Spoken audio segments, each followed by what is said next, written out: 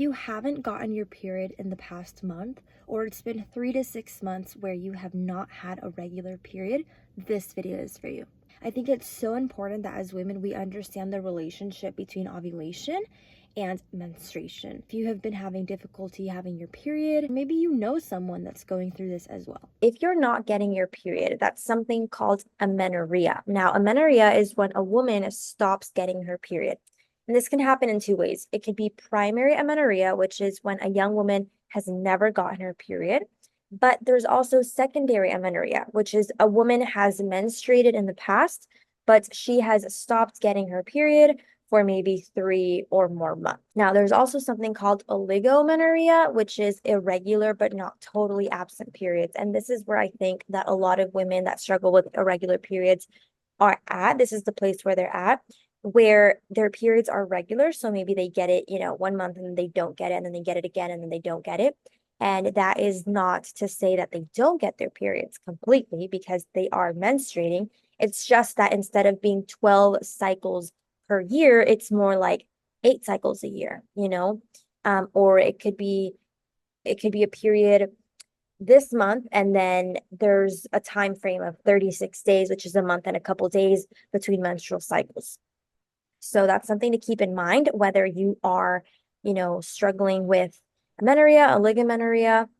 That's something to keep in mind. Now, the reason why you're not getting your period. So low estrogen levels, right? We talk so much about low progesterone and estrogen dominance, but when you look at the graph of hormones, which we'll talk about in a moment, the dominant hormone in that first half of your cycle, as I like to call the superstar hormones, we have estrogen, progesterone, testosterone. Those are the superstar hormones that people know. Those are the main characters.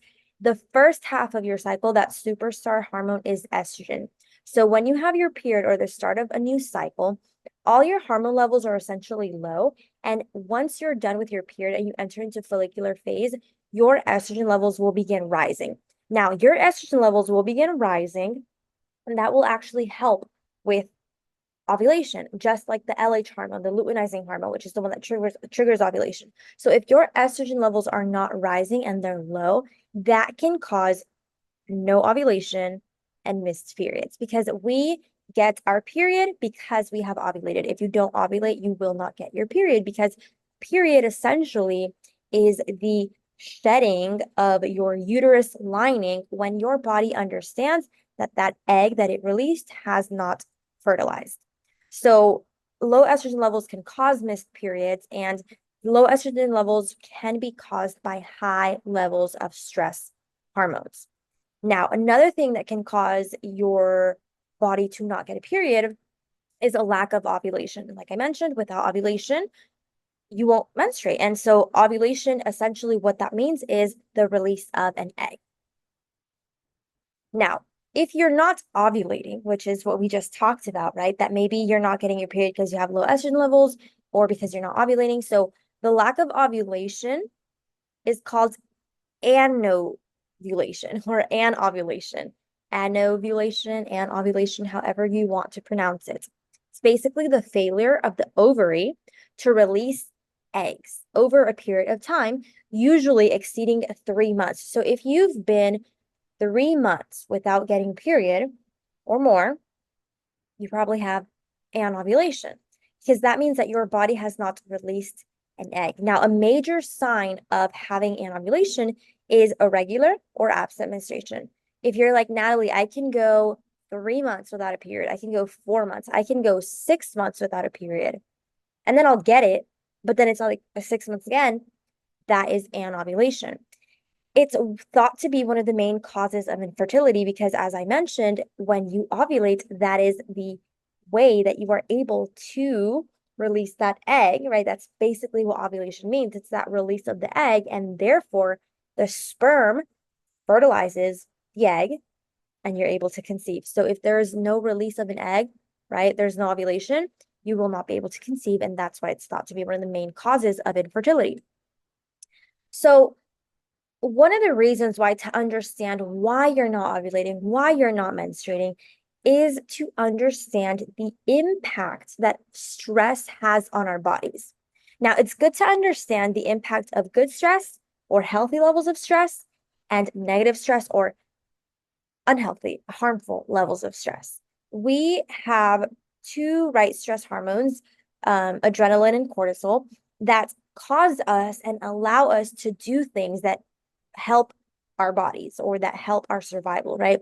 Let's say you really want to run a marathon. So that adrenaline to run the marathon will help you, right? Maybe you want to go to the beach and jump off a cliff into the ocean. That adrenaline will help you.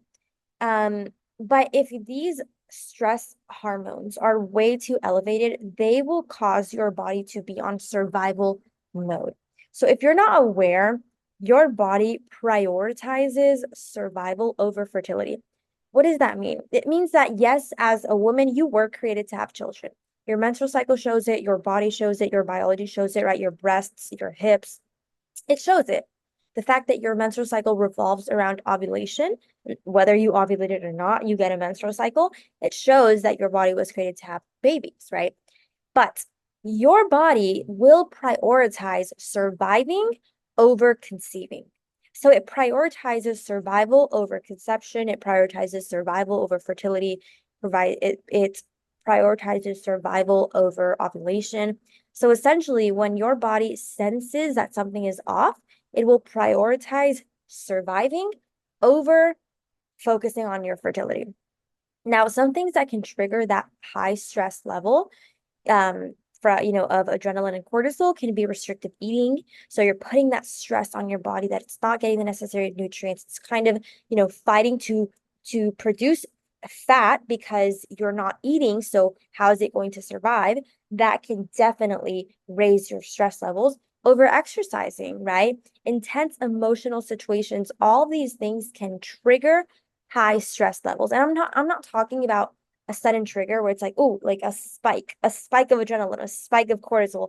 It's necessary. Like when you feel scared, a spike of cortisol or whatever. You feel in the mood to run, to do this, to do that, a spike of adrenaline. I'm not talking about that. I'm talking the constant state of having high stress levels. That is what will affect your body. Now, low levels of estrogen, luteinizing hormone and follicle stimulating hormone, so LH, FSH, won't allow the proper buildup of the uterine lining, so you won't menstruate.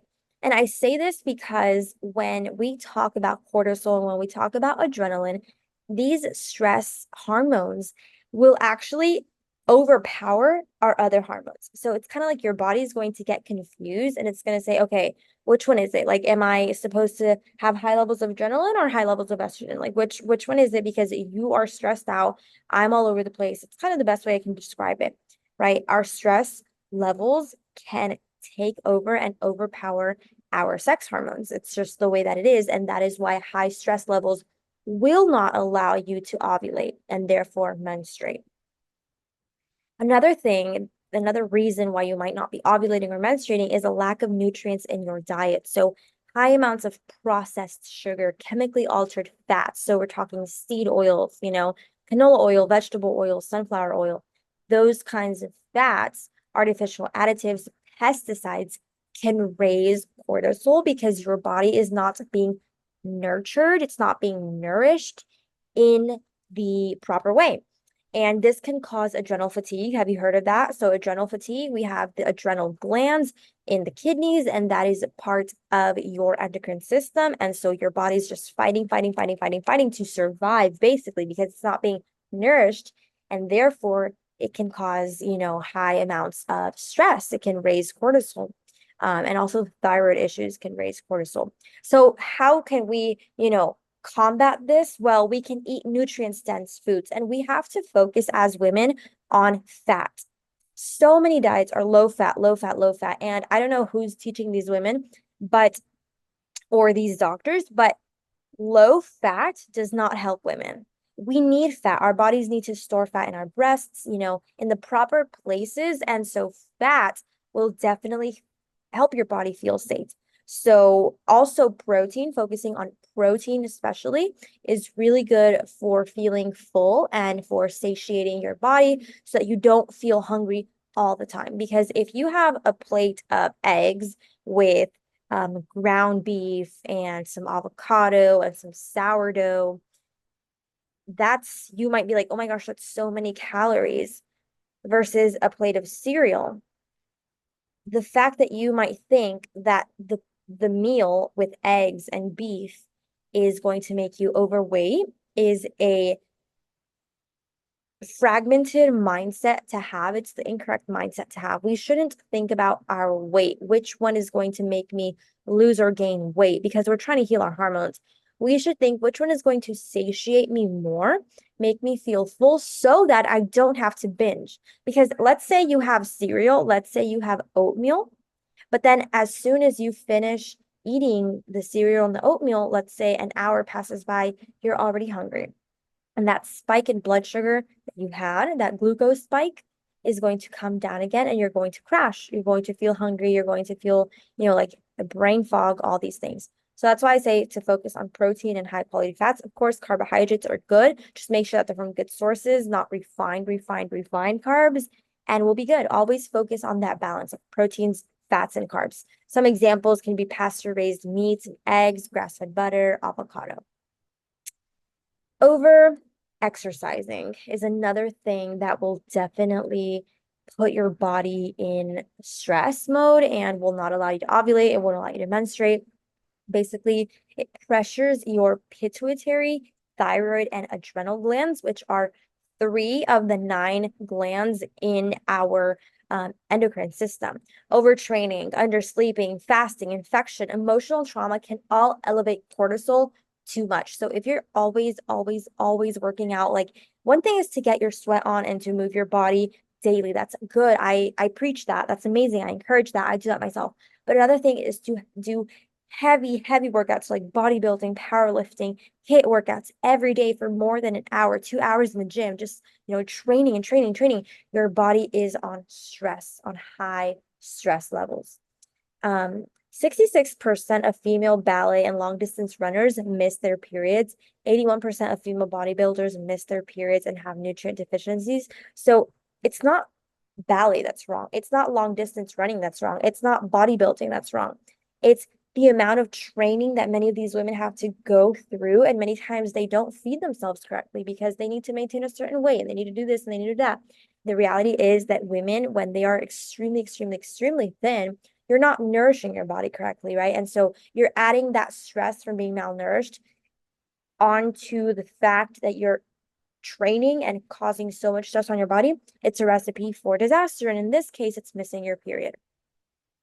Now, another thing that might, affect you while you're not ovulating is thyroid issues. So your thyroid gland controls metabolism and it affects sex hormones. And so when you have an issue in your thyroid, your metabolism is uncontrolled and your sex hormones are imbalanced. Too much cortisol in the body can cause the thyroid gland to become unresponsive or hormone resistant. So your thyroid gland is like, I don't get it. I don't know what I'm supposed to do. So I'm just resistant to the fluctuation of sex hormones in our body.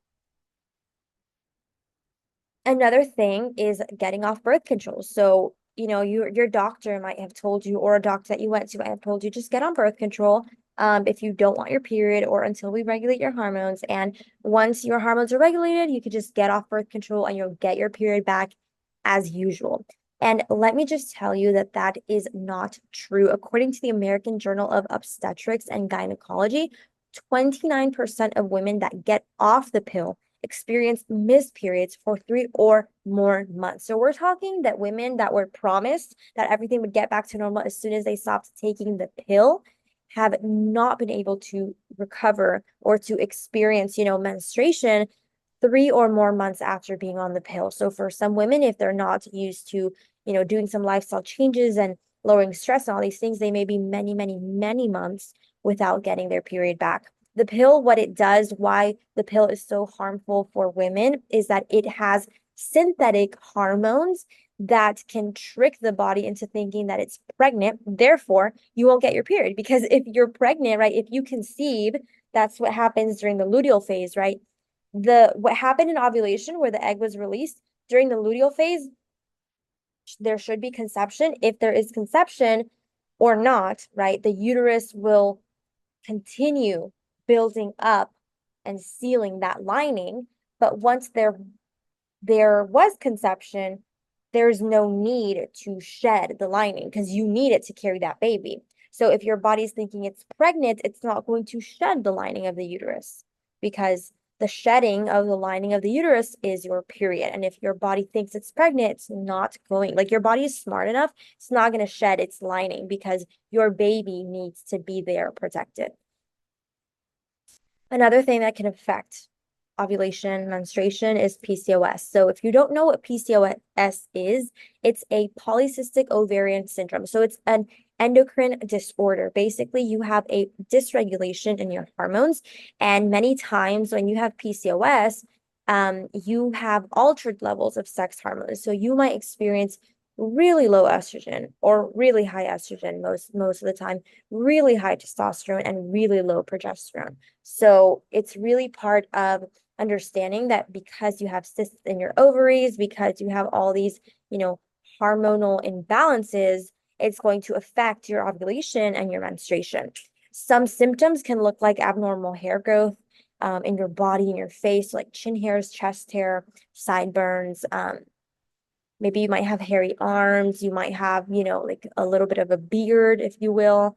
You might have insulin resistance. You might have weight gain in your midsection, acne, and irregular menstrual cycles. PCOS and irregular menstrual cycles go hand in hand. When you have irregular cycles, doctors will always test for PCOS, or health coaches like myself will always tell you, go and get tested for PCOS because irregular periods is a sign of PCOS. So it's not that because you have irregular periods, you have PCOS, but definitely if you have PCOS, you will experience irregular periods at some point. Another thing is gut disorders. So when your gut is not regulated, it will cause nutrient deficiencies, poor, just poor gut health in general. And your body will just be so stressed out because you're going to have all of these issues and it's going to affect your adrenal glands. And so this will affect your sex hormone production. I think that gut health is one of the most important things to look um, at the same time as looking at your hormonal health because gut health is so important. When your gut is not regulated, your gut microbiome is not regulated, you can experience so much discomfort, so much stress, like candida overgrowth and all these things. And so that can definitely throw off your sex hormone production. Now, this is a graph that I created. I got inspired by a couple of medical sites and just a lot of graphs that I was seeing. And I didn't see anyone that had all the hormones in one chart, so I decided to create it myself.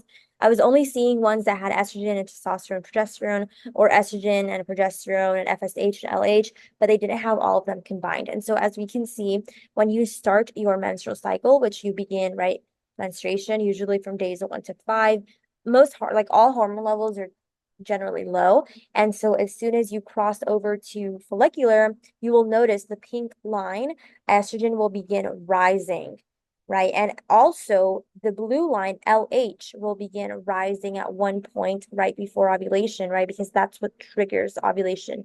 LH hormone is what triggers ovulation. And then you have FSH, which is the purple line. It will also, right towards like the end of the follicular phase, it will start rising as well because it will help that follicle. It will help the egg release through the follicle or rupture the follicle, if you will. And so as you can see during that first half of your menstrual cycle, estrogen really is that dominant hormone. And so it will start kind of declining as you pass ovulation. And then it will kind of raise a little bit towards the end of luteal, but it will go down again. Now, once you pass ovulation day, or sorry, during ovulation day, you will notice the yellow line, which is testosterone, is also like spiked. You will notice that it's low before and after ovulation, but on ovulation day, it spikes because that is your sex hormone as well. Like testosterone is a sex hormone, and so you feel like super sexy and all these things. Like that spike in testosterone will definitely help you, feel super good. It's like our bodies are amazing. And so we can also look at progesterone, which is kind of that orange brick color line. It's super, super, super low all throughout your menstrual cycle until you start your luteal phase. So the day after ovulation, progesterone will slowly start rising because it will help with um, relieving PMS symptoms, with having easy, pain-free days before your period, and when you're pregnant, it will definitely help with the development of the placenta, and it will help, carry your baby through that first trimester. Mothers, when they are pregnant, progesterone levels are they rise really high, and so progesterone is that dominant hormone during your second phase, during your second half of the menstrual cycle.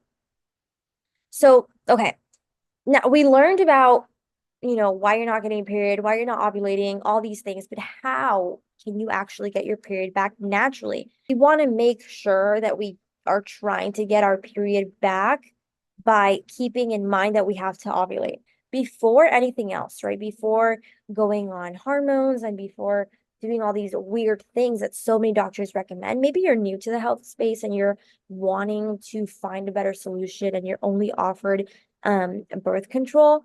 Before all of these options that doctors many times will recommend, please know that you can take the necessary steps to regulate your stress, nourish your body with the right nutrients, and change your poor lifestyle habits. Because so many times we are prescribed all these drugs like birth control and all these synthetic hormone pills and all these things. And it's like, before even considering these things, consider, right, take the steps necessary to regulate your stress, because so many of us, we're so stressed out. We have high levels of stress. And so we're living on this survival mode, and we don't even address that. We don't even go to the root of why we are in this survival mode. We don't know if there was a traumatic event in our lives. We don't know if we are, doing way too much at work. Like, we don't know what's going on. And so it's really important to address that. Obviously, nourish your body, like I mentioned, and changing those poor lifestyle habits. So, are you not sleeping? Are you not, you know, going to bed on time? Are you not getting morning sunshine? Are you not protecting your body and your eyes from artificial light at night? All these things, right? They're important. Um, it's important to understand that your body will prefer living on high stress levels because it's familiar. So it's kind of important to understand the reason why so many people carry out their fight or flight mode for so long, right? They feel like they're in adrenal fatigue and they feel like they're in burnout, is because they've lived like this for so long and their bodies are so used to it. Even though their bodies are like, I want out, and then they shut down, for example, your body is so used to those high levels of stress that it prefers to live like that. And so that's why it's so hard to regulate your stress levels. It can feel like it's really hard, but that's why we have to train our bodies. It's like, no, no, let's lower stress levels. Let's lower stress levels. So I think it's really important to consider that. So, how can we regulate stress? Well, it's important to get 8 to 9 hours of sleep every night.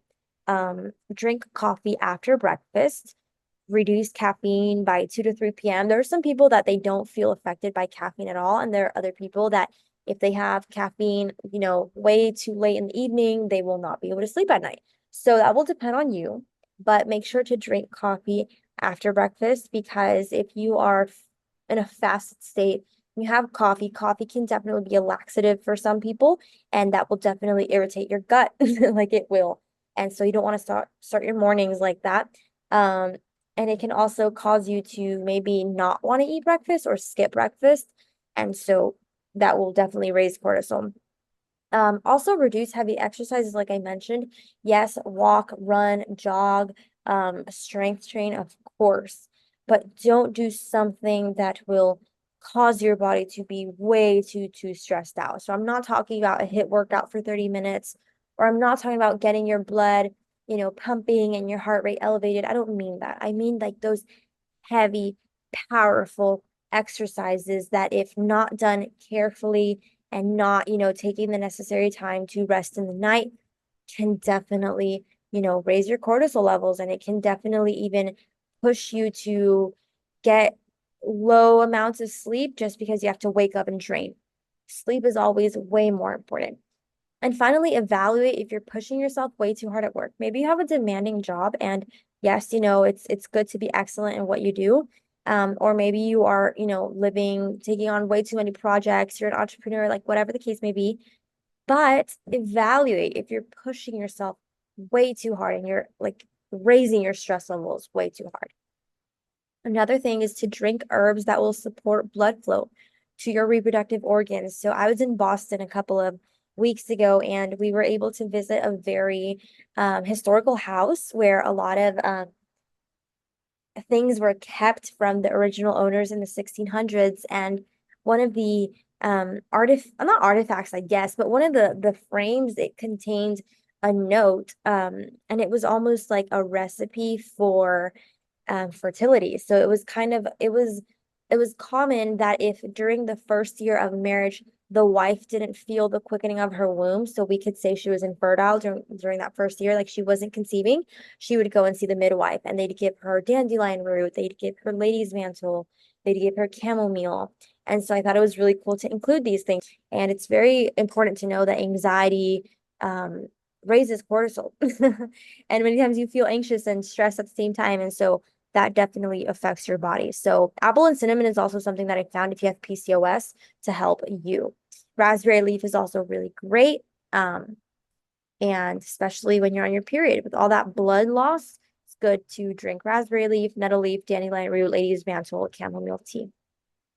Also nourishing your bodies, like I mentioned, healthy fats, proteins, carbs. And so some healthy fats are coconut oil, grass-fed butter, pig lard, like grass-fed, tallow, avocados, wild-caught salmon, just, really storing your body with the necessary fats. Also bioavailable protein, so like pastured eggs, pastured meats, and probiotics, because gut health is super, super, super vital. Good gut health is so necessary. And you can have bone broth. You can make it at home. Save the bones of, chicken and whatever meat you buy. Save those bones and make your own bone broth. And also like kefir, kombucha is really good. Fermented veggies.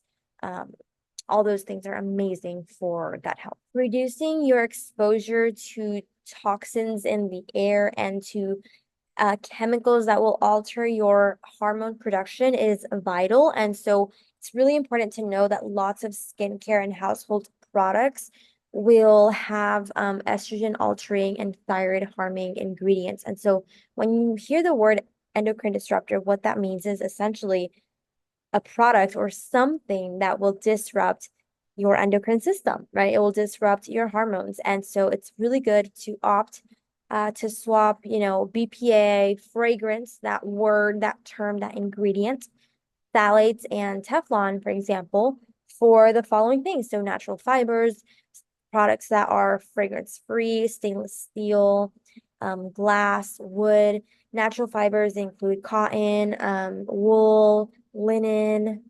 And so these things are very good because these fabrics, not only do they last more, not only are they higher quality, but they're not synthetic. And so polyester, viscose, rayon, satin, these are fabrics that essentially have microplastics inside them. And so if you're sweating, especially in your intimate areas, like your underwear, your bras, if you're sweating or you're using like sports bra or polyester underwear, those chemicals are definitely absorbed into your vaginal space and into your lymph nodes through your armpits. They're touching your breasts. So it's really good, at least if you're able to use organic cotton for underwear and your bra. It would be amazing. Brands like Pact are very good. So it's good to look at that. Also, the word fragrance is it's really tricky. I always talk about it a lot because under the word fragrance, companies can essentially hide purposefully or not, but I lean more towards it's just more convenient to just have one word in the ingredients list that has fragrance, but in that word, they can hide thousands of chemicals. So it's almost like saying, I have food at my house. But in the term food, under that term, there's bone broth, there's milk, there's cheese, there's eggs, there's water. Like that's food, right? But it's just so many things under one word. And so when we look at phthalates, that's also chemicals that are linked to birth defects and so many other hormonal issues in women. And then Teflon, so pans that are non-stick or they're made out of Teflon are also endocrine disruptors because of the chemical that is in these pots. And your food absorbs that. And so you're practically eating that. According to Dr. Axe, natural progesterone creams include Serenity for Women, Pure Just Lotion, and natural woman progesterone cream. So progesterone cream is preferable. So topical progesterone is preferable to oral progesterone since it is much better absorbed transdermally. So that means your skin absorbs it better and it's less taxing to the liver because when you consume pills or supplements of progesterone, it can be taxing to your liver. And so you kind of, you're trying to fix something and then you deteriorate another part of your body. Synthetic progesterone also, like synthetic progesterone creams, many times are made with um, animal estrogens. And so it's why would you want estrogen dominance? Like, why would you want to add more estrogen to your body? And so it's just not ideal. Now, when you want to use natural progesterone cream, if it's to treat infertility or even fibroids and endometriosis, a fourth teaspoon applied to the skin daily from days 6 to 26 of your cycle. And if you're able to carry that baby long term, stop after the third month of pregnancy because if you have passed that first trimester, you don't need the cream anymore because during that first trimester is where mommy needs that progesterone. And then after that first trimester, baby kind of takes care of the rest. If you're wanting to treat PMS, for example, the same amount, a fourth teaspoon, it can be applied to the skin after ovulation and then until the day before your period begins. So once you see that your period arrives, like don't wear it that day. But that's basically the gist of it. Now, let's look at the LH hormone. Like the LH hormone is the hormone that triggers ovulation. And so if you have a problem with LH, it can affect your ovulation. And so LH is what causes your ovary to release a mature egg, so basically ovulation, around the second week of each menstrual cycle. LH causes you to produce more progesterone during the third and fourth week of your cycle. So LH is responsible for triggering ovulation, but then it also causes you to produce more progesterone. When you have high levels of LH, PCOS can actually cause this. Um, High levels of LH can cause poor production of testosterone and estrogen because your your body has such high levels of LH that the other hormones are confused as well.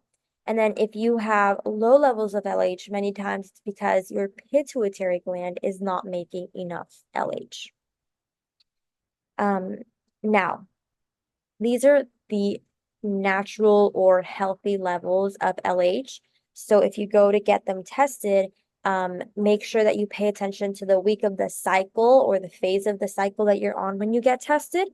And when you are during, weeks 1 and 2 of the menstrual cycle, so essentially the menstruation and follicular phase, they should be anywhere from 1.37 to 9 international units per liter. And then if you are in week 2 or before ovulation, it should be 6.17 to 17.2. And then if you're in weeks 3 and 4 of the menstrual cycle, so after ovulation, it should be anywhere from 1.09 to 9.2 international units per liter. So after we've talked about all this, right? Maybe what's not causing you to ovulate, why you're not able to get pregnant, or if you're getting pregnant, why you're not able to stay pregnant, or maybe you haven't had your period in so long, what can you actually do? So I want to talk to your mindset here because I gave you all this practical information and it will actually serve no purpose if you don't have the right approach to this, if you don't have the right mindset. You have to understand that this is your life we're talking about, your years that have been wasted trying and not understanding why you're not getting your period, not understanding why you're not able to conceive, right? Another mindset shift that you can have. Consider how much money, pain, and heartache you could save yourself if you continued walking, right, as you're doing. So continue walking, but putting all that focus and that energy and that effort, pointing it in the right direction. Imagine how much money you could save yourself, how many doctor's appointments, how many fertility tests, how many, doctor's visits, all these things you could save yourself, how many, shots of insulin you could save yourself, how many emotional breakdowns, episodes, you could save yourself if the steps that you're taking, right, that effort that you're putting, you stirred it in the right direction. Remember your preference. Remember that you don't want IVF. Remember that you don't want synthetic hormones. Remember that no one can force you in that direction. And so it is painful and it's hard, but use your pain as fuel to walk in the right direction. Consider this. If you're looking to get your period back, because maybe you are not menstruating, you're having irregular periods, or if you're looking to get pregnant and stay pregnant, would it be unreasonable for you after all of these years of trying and not getting any proper results? Would it be unreasonable for you to put your efforts in the direction that actually works? Consider that. Would that be illogical after so much effort and it's not working? Would it be illogical to point that effort in the right direction, take the right steps? Would that be illogical? If your answer is no, then DM me the word positive and we will chat relaxed, just kind of getting to know your situation a little bit better. All right, that's it for this video. Remember that my DMs are open if you're looking to finally understand how to have a healthy cycle.